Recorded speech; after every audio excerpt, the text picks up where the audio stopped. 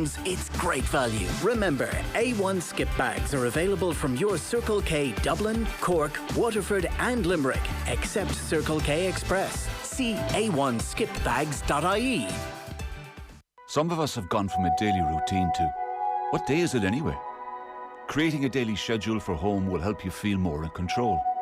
For more good advice, go to gov.ie/together, an initiative of the Government of Ireland.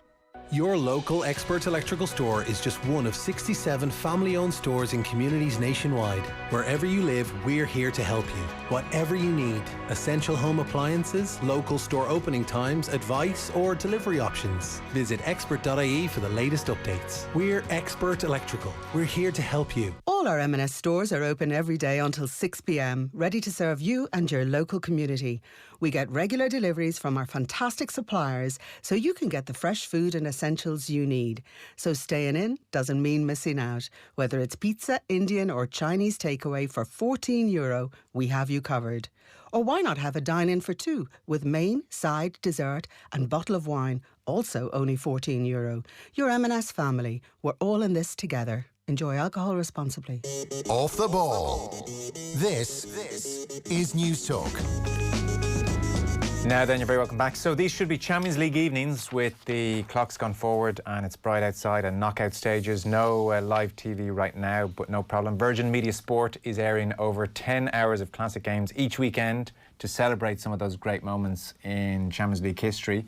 And we had Manchester United of late, and to talk a bit more about his favourite Champions League games, we had David McWilliams last night. We have Ken Doherty this evening. Good evening. Good evening. How are you, Joe? I guess I'm all right. I mean, there's strange days. How are you getting on? Where are you? Are you in Dublin?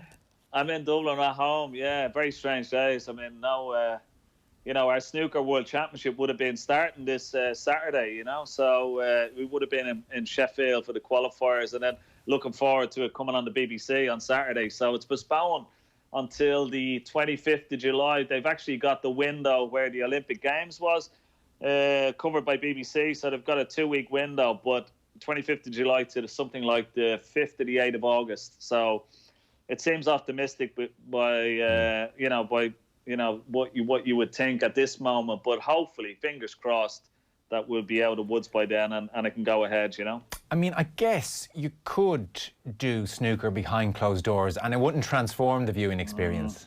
Yeah, I mean, it would. Well, I mean, a sport, you need spectators for any sport. Sure. You need the atmosphere, you need the cheering, you need the roaring, the clapping, and that drives on the players as well. And I think if you did play, I mean, it could possibly be played. There is one tournament, Championship League, we call it, that's played behind closed doors, no audience. But it's not the same. No sport is the same without the audience there, and because the players love to thrive off they feed off the audience. And of course, when you're watching it as well, you love to hear the crowds, the reaction, the clapping, the cheering, the roaring. That's all part of sport, and it'd be a terrible shame if it was to be behind closed doors. How are you filling your time these days at the moment? Plenty of walking, a lot of Netflix, and I suppose, being home, doing a bit of cooking. The pasta's on at the moment.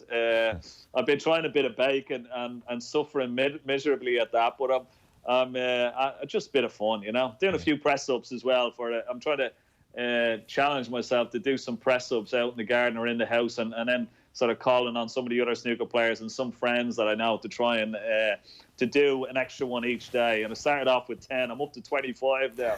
But I don't know how long I'm going to go on. My arms are getting more numb every day. Up to 25. If you're listening and not watching, Ken's T-shirt is ripped around the arms at the moment, but looking good.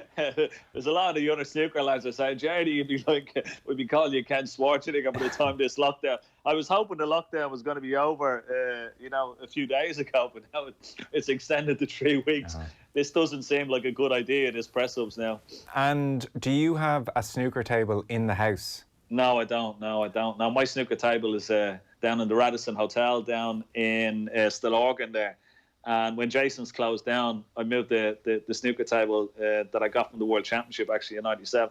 So I put it down there. And but unfortunately, unfortunately, I can't get in there now, so I'll just have to isolate at home and just wait for this lockdown to go down to finish up. The table from '97? It was, yeah. Not the table that I won the final on, but it was one of the tables used at the World Championships that year. Okay, and was that gifted to you, or do you have to buy it? It was, yeah. It was gifted from the table manufacturer O'Reilly. So it's quite a. Yeah, it's quite a special table to have, it's quite nice. Yeah, I'm sure it is. Before I get into your favourite Champions League game or games, we'll let you pick one or two. I just here was looking at the BBC schedule, because they have obviously in weeks and months in advance, TV, everything has to be planned out. They have all this free space which has suddenly opened up because of the cancellation of the World Championships due to start in a couple of days. What they have decided to do is each day they are showing a classic match from years gone by. So I'm flicking here frantically for your name, and you can put this in your diary. This is what you're doing when you take a break from your press-ups. Tuesday, 28th of April, at 1:45, Ken, they are going to show, and it is kind of tinged with sadness in a way, but they're going to show Ken Doherty against Paul Hunter in the 2003 semi-final. Yeah. I think that was probably my second greatest match that I've ever played at the Crucible, without a doubt. I was 15-9 down to Paul Hunter. He only needed 2 frames out of the possible 9 that we were going to play that afternoon, and for a place in the final. 15-9 ahead. He needs 17 to get into the final, and I clawed it all the way back to beat him 17-16. You did.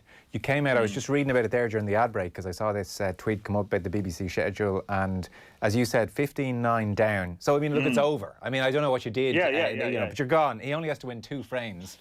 You come out off the bat, you win 5 in a row, and then he wins the next one. So he only needs 1 more frame, and then you go and win the next 3 in a row. And I don't actually know how you managed to do that. Did you just catch fire? Did he maybe tense up? I went out with the, and it's the same in any sport. You go out with the intention, okay, you're not going to try and give it to him easy. You're sort of from an impossible position of, I've got to win 8 of the 9 frames, And the way Paul Hunter was playing, it was, I was like, I don't know, 250, 500 to 1 outsider to do that. But when you go out there as a professional, you have a lot of pride at stake. And I just said to myself, just go out, don't make it easy for him. Try and win that first frame, try and win the second frame, try and, see what happens when you get to the first interval after 4 frames. And I won the first 4 frames, and I could see the tension building on Paul, and it sort of gave me a little bit of confidence. It just sort of, the spirit and the drive and determination, that's really what sport is all about, and also that you never give up, even from impossible positions. You always have to give 100%. And it just fell for me. The last few frames, got a little bit lucky, but you need a little bit of luck in any game. And that was, without doubt, after winning the World Championship, I think that was my greatest ever victory in that semi-final. And unfortunately for Paul, that was probably his best chance of winning the World Championship, because he was taken from us, not long after that, when he suffered cancer and then died when he was only 27, which was a terrible, terrible sadness and a terrible loss for snooker and sport in general. Isn't it just shocking, because the blonde hair, and he was glamorous, and he seemed like a terribly nice fella as well, that 3 years after that he's gone.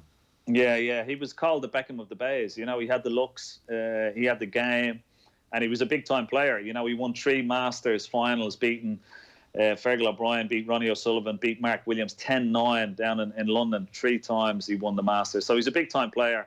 And he loved the attention, and he loved the big stage. And there's no doubt, he would have won a World Championship, but it wasn't to be that year. And then, as unfortunately, he got cancer and then passed away a few years later. It was terrible, terrible, sad times. Yeah, it was. I think a lot of people remember that loss, particularly because he was so young and so vibrant. But Tuesday 28th, you'll be watching him in action against yourself. You'll probably be trending on Twitter, because everyone will be at home watching it. Is the mad thing. Well, I think it's one of those matches that a lot of people remember. There's been some great comebacks at the Crucible, but I think, being part of that history, apart from winning it, with the great comebacks, it was special. Yeah, it was special, but it is tinged with a sort of hint of sadness. And I'll say one thing about Paul: as much as he would have been gutted, absolutely devastated, because everybody thought that for certain he was in the final, that you know, he just said to me, listen, you played great, best of luck in the final, I hope you win it at the end of the match, which was so graceful, you know, and I'll never forget those words, you know. That's very classy, because I can only imagine how sickened he was. Yeah. Oh, it's just, you wouldn't be able to speak for like a week probably afterwards, you know what I mean? But, you know, that was the type of guy he was. That was the type of gentleman and sportsman that he was. And, you know, yeah, it was, I'll never forget what he said to me after that match. Right. To segue from that to matters far less serious. So we've been doing this little series where we had Neil Mellor on, who's played in games. We had Pat Nevin on as a big Chelsea fan. We had David McWilliams on as a big Leeds fan last night. So you obviously are Ireland's most famous Manchester United fan, put it that way. Surely this has to be Barcelona '99. It never got better than that, and it never will. No, never got better than that. And like the backstory to that was I was travelling to meet some of my Manchester United pals and supporters at the supporters club. I had to fly Dublin to Gatwick, and it was back those years where when you were flying to England, you know, you didn't need your passport. Even it's only 1999. You didn't need your passport. And of course, I've been travelling back and forth to England all the time. You know, I'd forgotten my passport. I landed in Gatwick, and before we landed in Gatwick, the pilot says, "So if you're travelling on, I hope you have your passports and all." And I realised I'd no pass. I left my passport behind, and luckily enough, I informed Aer Lingus. I got my brother to drive out to the airport to give to the Aer Lingus desk, and a stewardess took it on the next available flight. But of course, I missed my connection flight to Barcelona before the final, so I missed out on the night before the final. But thankfully, and thanks to Aer Lingus, that the stewardess was very, very good to take the passport and bring it across, and I eventually got the next flight the next day. So I was lucky in a way to be there, but at the same time, to witness that at the atmosphere and everything and the build-up, you know, it would have been great to be there the night before because with so many Manchester United fans that were going over to the game, but I missed out on that, unfortunately. But it was still great to be there, of course, for the match itself. And the thing, like, even for younger listeners, like, they're routinely seeing Premier League teams competing in the latter stages of European competition now and winning it, you know. But this was post the European ban on English sides. United generally were winning the league, so they were generally in Europe. And it was like this, the 90s were an odyssey. You know, so many, a semi-final defeat here and there, and it was building and building and building. And you were starting to wonder, would Alex Ferguson and United get over the line? And that was part of what makes that night, I think, for United fans who lived through the 90s in particular, so incredible. Yeah, of course. I mean, you know, a lot of us were too young to remember, of course, 68, but we've seen a lot of the footage of, you know, and that was the sort of holy grail for Alex Ferguson. And, you know, he sort of came close, a few semi-finals before that, but, you know, to get over the might of the likes of the Bayerns and the Real Madrids and all the, you know, the Barcelonas, you know, they were always just that little bit ahead of Manchester United. And we saw, but, I mean, and even through that season, I mean, they'd had such a long season, winning the league, you know, winning the FA Cup as well, so many matches. But it just, for, you know, the stars aligned for them, there's no doubt about it. They were on a great run, you know, and they hadn't got their talisman, of course, you know, Roy Keane. They didn't have Paul Scholes, who had been such a great servant and played so well that season as well.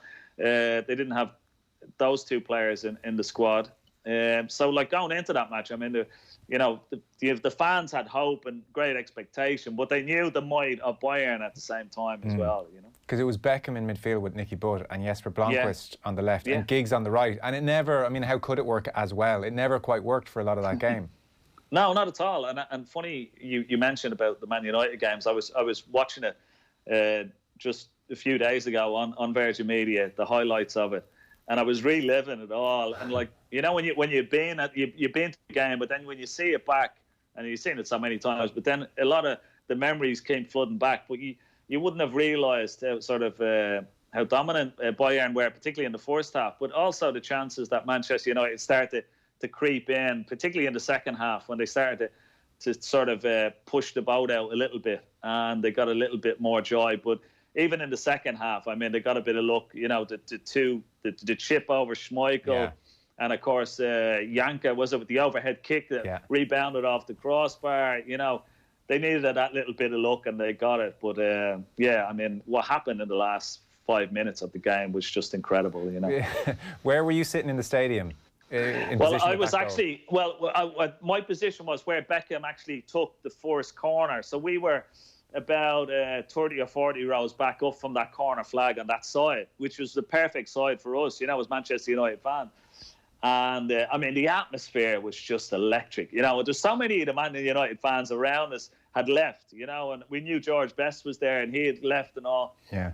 And, but the funny thing was, and I could never understand, you know, fans go all this way to see a Champions League final and then leave 5 minutes before. Why would you do that? You know what I mean? You got to stay till the end. What traffic are you beating? Where are you in a rush? Yeah, exactly. Where are you going? And the funny thing was, all the flights were delayed by about 2 hours getting back to England that night. So all those fans, they were sitting at the airport. They made all the travel all the way over to Barcelona. Never saw the 2 goals. Never enjoyed all the celebrations afterwards, just because. You know, but yeah, anyway, the corner came down and we were only about, as I said, 40 rows up from the corner flag in a perfect position. And, you know, the first goal went in. We thought, oh, brilliant. At least we'll have extra time. We'll have some sort of chance to maybe penalties. And then, like, just a couple of minutes later, another corner. And then, of course, you know, they were completely on the ropes. Once the goal went in, the players, and I don't know where, you couldn't really see so much of it. A lot of them fell to their knees, you know. And particularly Q4, who had played a fantastic match in the centre of defence, he was absolutely devastated, you know. And the sort of their legs had drained, their confidence had drained out of them. And United, you could feel they got that sort of that buzz, that adrenaline rush that all great sportsmen do when they can see the blood and they went for it. And then of course they get the second corner, and then the United fans were just, even before the corner, they were just like going wild on their feet, singing and cheering, and it was just I'm sort of reliving it now.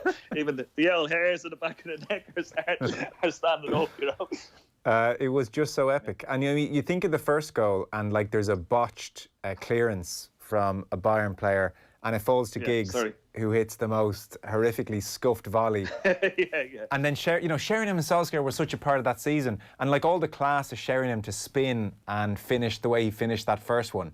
You know, so, but like even if you're as you as a top level sportsman will know, those moments of luck which can go either way. Like the Giggs scuff, the Bayern scuff, Sheringham just happening to be there. Like it's such a messy goal. Yeah, exactly. And of course we had Peter Schmeichel coming up from the back as well, which sort of caused a little bit of sort of disturbance. But yeah, I mean the scuff shot for Sheringham's goal from Giggs, and then Sheringham just. But that was what Sheringham was great at. He was a great poacher. You know, he could lay off a ball, he could see a ball, but he was a great poacher around the box as well, just like Solskjaer. And you know, the master stroke of bringing the two of them on, because Cole and York, they weren't really although they've been superb all that season, they didn't really gel so well in that final. Whether the nerves got the best of them. And Sheringham and Cole couldn't play together in any way because they never liked each other, you know. That's true. So, but when he took Sheringham on, and then of course Solskjaer, and that was just, I mean, it was such a difficult goal to take for Solskjaer, you know, the second one. But Sheringham's goal was just sort of intuition for a striker, you know, just turn on it. And even though he didn't hit it cleanly, he knew where the goal was, and it just happened to go in. And then, you know, the celebrations and the expectation then, of course, lifted for all the fans, you know. You mentioned Kufor there. The lingering image is him smashing the ground with his smashing the ground. It's an incredible image. I know. And I was just watching it again, and I was like saying, I mean, that guy, he ran for the full 90 minutes. He was so good in defence, you know. He did a great job of you know, just administering that whole back line. He was brilliant, and he didn't deserve that, to be honest. You know what I mean? But that's sport, isn't it? And of course, Lothar Matthäus. Yeah, they cut to him in the crowd. He never won a Champions League medal, and you know, he won everything else, World Cups and everything, but he never won the Champions League. And I mean, he did well. He lasted a good lot of that match. I think 75, 80 minutes almost. But those two players, if anyone deserved it, they certainly did. You know, Effenberg definitely not, because he was too cocky and full of himself. But certainly those two players from Bayern did. Is there anything that comes close as a United fan? I don't know, were you in Moscow? Like, I presume this by a distance is the favourite Champions League game. Oh yeah, without a doubt. Yeah, I didn't get to Moscow. I didn't go there. I was always I couldn't go around that time, and then of course you had to get visas and stuff like that. But I couldn't go, and anyway, so I watched that here. But I think my other favourite memory of Manchester United, and particularly in the Champions League, I was at the Borussia Dortmund when they went out in the semi-final. But the other semi-final was the Real Madrid match when they lost 3-1 in the Bernabeu, and then Real Madrid came to Old Trafford. And you had Ronaldo, you had Zidane, you had Roberto Carlos, Hierro, you had Figo, you had, of course, the Brazilian Ronaldo, yeah. And the Brazilian Ronaldo scored a hat-trick that night. Yeah. And I think they were 3-1 up against Manchester United. And Beckham came on, and he scored 2 goals, scored a wonderful free kick. And Ronaldo went off. He was substituted, the Brazilian Ronaldo, for Real Madrid. And it was the first time, I think, as a Manchester United fan, I had ever seen all the Manchester United fans stand up and clap an opponent off the pitch, because they were it was just an unbelievable performance. He was so quick, so sharp. He scored 3 great goals. And he was like the big difference between the two teams that night. But United came back. They beat them 4-3, which was an incredible result. But, of course, they went out on the goals rule. And that was, I think, one of the best matches and best performances, I think, from Manchester United. I was in Rome when Manchester United lost to Barcelona. And Messi, Iniesta and Xavi was an incredible experience just to see those 3 guys play. But I think the best 11 or the best sort of 22 players at one time on a pitch would have to been that Real Madrid match against Manchester United at Old Trafford. It was spectacular, you know. And I think that might have been the match as well where Kane sort of realised that Zidane was the level that he had to sort of get up. Playing against someone like Zidane, I think Kane made a comment, said he was the level that I had to get up to. You know, he was the best that he'd sort of played against, and sort of inspired him to keep going and keep being as best as he could. Like, yeah, Zidane was just a treat to watch for those years. Yeah, he was magnificent, absolutely magnificent. Like a ballerina thrown in with a bit of a thug as well. And also that was where it became very apparent Beckham was on his way out. He didn't even start that game. Right. Like this thing had fractured completely. That was the other subplot. Yeah, that's right. Yeah, you could see a lot of the guys at the end of the match, the Real Madrid players going over to Beckham, and almost as if to say, you know, bad luck, but we know you're going to be playing with us next year, type of thing, you know. Yeah. So, I think that was sad, because Beckham, I mean, United fan loved Beckham. You know, he was one of the best. He was brilliant. Yeah, he was fantastic, and I don't think he gets to the praise that he probably deserves. You know, but I think as a United fan, you know, we all love Beckham because he was such a great passer of the ball. I mean, he passed the ball 50 yards to feet. Like, he's great crosser of the ball, great delivery from a dead ball, a free kick taker, corner taker, and he'd run. Like, you know, he'd run his socks off up and down the line with Gary Neville. Yeah, he was a brilliant servant for United, you know.